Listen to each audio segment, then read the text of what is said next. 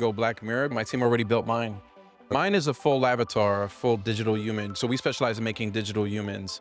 I made one for a mayor in Portugal. And it was his way of giving the whole city access to him. Instead of waiting for town halls to do Q&As, now the entire city has access to ask the mayor anything. And the mayor's avatar has full knowledge of the city to deliver that. Right here. I thought you were going to rip that up. Yeah, okay. No, Hey, wait, don't yeah, do that. go for it. So let's rip it up. Let's go. It's what we call off the dome. Yeah. Who wants to start? Who wants to start with something interesting? So the session is, what the hell could actually happen in the future? The wackiest idea, right? So what is really, really wacky? Who wants to go first?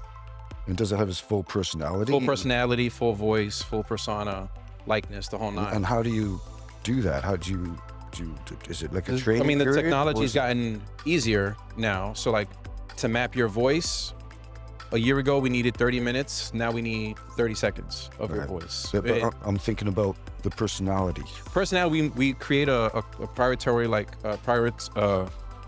personality test to capture elements of your personality. But beyond that, before we even get to like the body parts and the likeness, is developing a good knowledge base. And there's people that are in the space of like, I don't know how many of you use platforms like Obsidian or like Notion, or like, people who are more fans of like just creating a personal knowledge base. You know who was close to that? Like a MySpace. Like, it's not social media. It's just like a place where you put all your notes, your memoirs, your little ideas, and having that be like your self-rag. So the idea of RAG is like you develop an AI that connects to a database, right? Companies want RAGs from us. They're like, hey, how do you give us the power of a ChatGPT but connect it to our company's data? So how do you all have a personal RAG? You all need a personal RAG that's like, here's your digital data store of everything that is you, right? Your digital archive of yourself. And then you connect that as the brain to the intelligence of a GPT-5 or GPT-6. So now the digital archive is there, but the intelligence and the reasoning of how it's outputted or recalled and vector embedded into an AI is where you get the magic. But then your personality doesn't evolve. Yeah, that's a good question. Does my Well, personality evolve? There's an It only evolves based on your input to the it only evolves based on your input, or if there's an expiration date, or like if you pass away and an estate reaches out to me, then they will have to dictate the personality at that point of like what people interact with. For instance, like the mayor one, that's his public persona, right? That's not his private personality.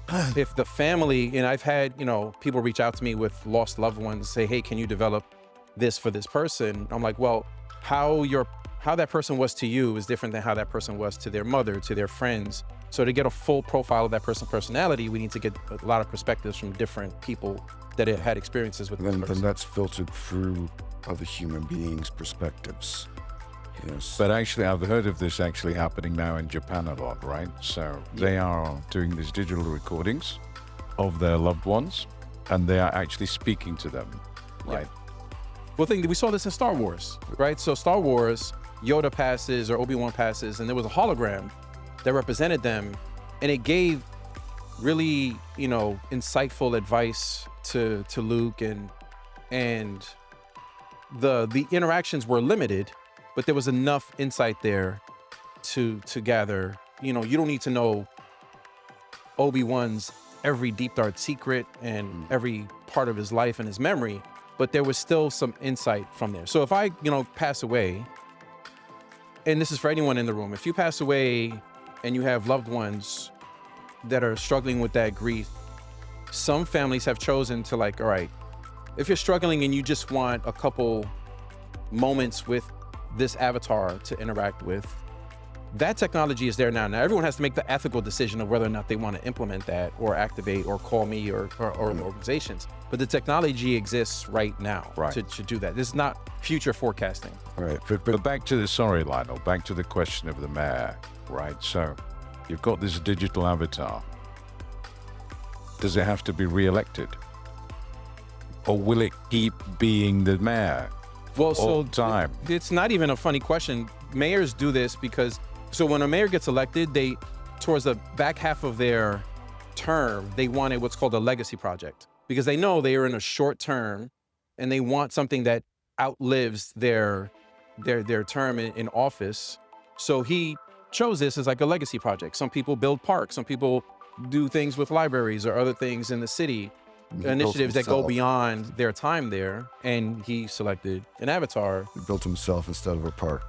Okay. I There you think go. a little He did. narcissist. So Yeah. and I think they all are. But Only evolves based on your input to this. It only evolves based on your input, or if there's an expiration date, or like if you pass away and an estate reaches out to me, then they will have to dictate the personality at that point of like what people interact with. For instance, like the mayor one, that's his public persona, right? That's not his private personality. If the family, and I've had, people reach out to me with lost loved ones, say, hey, can you develop this for this person? I'm like, well, how that person was to you is different than how that person was to their mother, to their friends. So to get a full profile of that person's personality, we need to get a lot of perspectives from different people that had experiences with this then person. that's filtered through other human beings' perspectives. Yes. But actually, I've heard of this actually happening now in Japan a lot, right? So they are doing these digital recordings of their loved ones, and they are actually speaking to them, right? Well, we saw this in Star Wars, right? So Star Wars, Yoda passes or Obi-Wan passes, and there was a hologram that represented them, and it gave really, insightful advice to Luke, and the interactions were limited, but there was enough insight there to gather. You don't need to know Obi-Wan's every deep dark secret and every part of his life and his memory, but there was still some insight from there. So if I, pass away, and this is for anyone in the room, if you pass away and you have loved ones that are struggling with that grief, some families have chosen to like, all right, if you're struggling and you just want a couple moments with this avatar to interact with, that technology is there now. Now everyone has to make the ethical decision of whether or not they want to implement that or activate or call me or the organizations. But the technology exists right now to do that. This is not future forecasting. Right. But back to Lionel, back to the question of the mayor, right? So you've got this digital avatar. Does it have to be re-elected?